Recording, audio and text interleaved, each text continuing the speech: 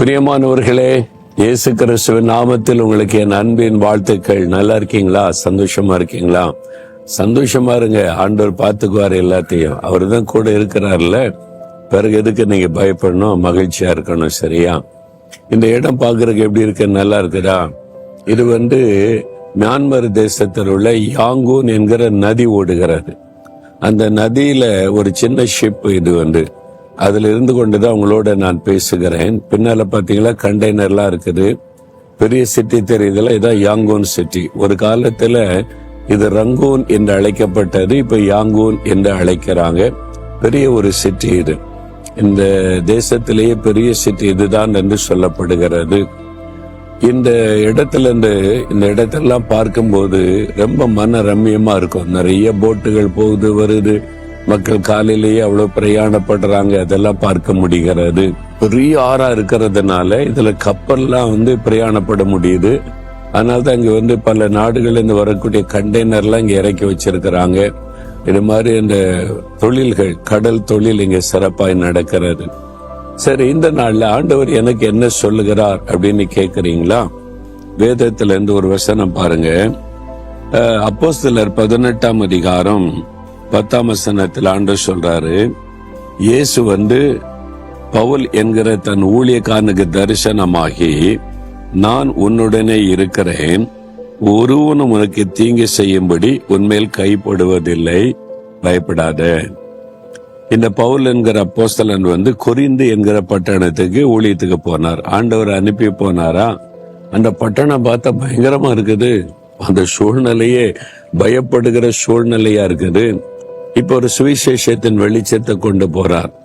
எதிர்க்கிற மக்கள், இவருக்கு விரோதமா எழும்புகிற மக்கள், மத தீவிரவாத அந்த வெறி உள்ள மக்கள், இவங்களால தனக்கு ஒரு ஆபத்து தீங்கு வந்துடுமோன்ற பயம், அப்படி சூழ்நிலை தான் காணப்படுகிறது.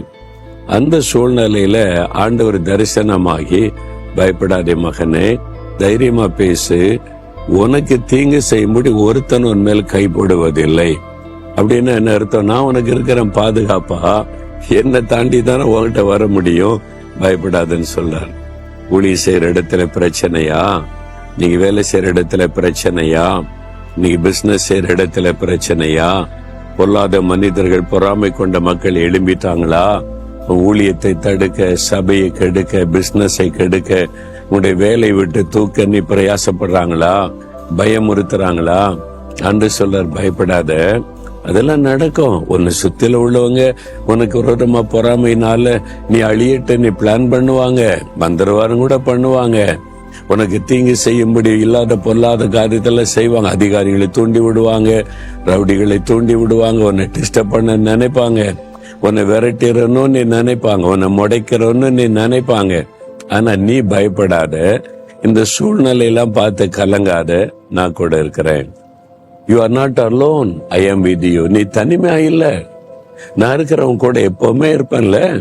எந்த ஆபத்தும் என்னை தாண்டி தான் உன்கிட்ட வர முடியும். நான் உனக்கு துணையா இருக்கிறேன். ஒருத்தன் கைப்பட முடியாது. உன்னை தொட ஒருத்தனால முடியாது. உன்னை தொடுகிறவன் என் கண்மணியை தொடுகிறான், நீ வாக்கு கொடுத்திருக்கிறேன்ல, பயப்படாதேன்னு சொல்றார். அன்றைக்கு அந்த ஊழியக்காரனை தைரியப்படுத்தி பலப்படுத்தின இயேசுதான் அநேக முறை என்னை தைரியப்படுத்த இருக்கிறார். என் ஊழிய பாதையில இது மாதிரி பயப்படுத்தின காரியங்கள் எல்லாம் வந்தது. தாக்க வந்தாங்க, கொலை செய்ய வந்தாங்க, அடிக்க வந்தாங்க, விரோதமா பேசினாங்க, நிந்தித்தாங்க, அவமானப்படுத்தினாங்க.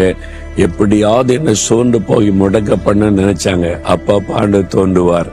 பயப்படாத, இதெல்லாம் கண்டு கலங்காத, நான் இருக்கிறேன். அப்படி சொல்லி சொல்லி இத்தனை ஆண்டு காலம் நடத்தி வந்தவர் கடைசி வரை நடத்துவார்.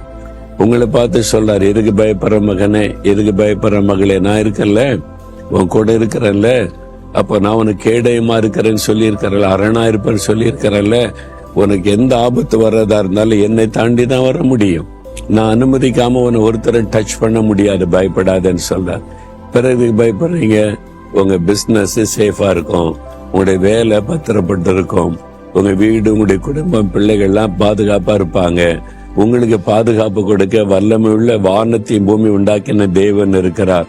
சூழ்நிலை கண்டு பயப்படாதங்க, இதெல்லாம் மாறிடும். நீங்க நினைக்கிற மாதிரி ஒருத்தர் உங்களுக்கு தீங்கு செய்ய முடியாது.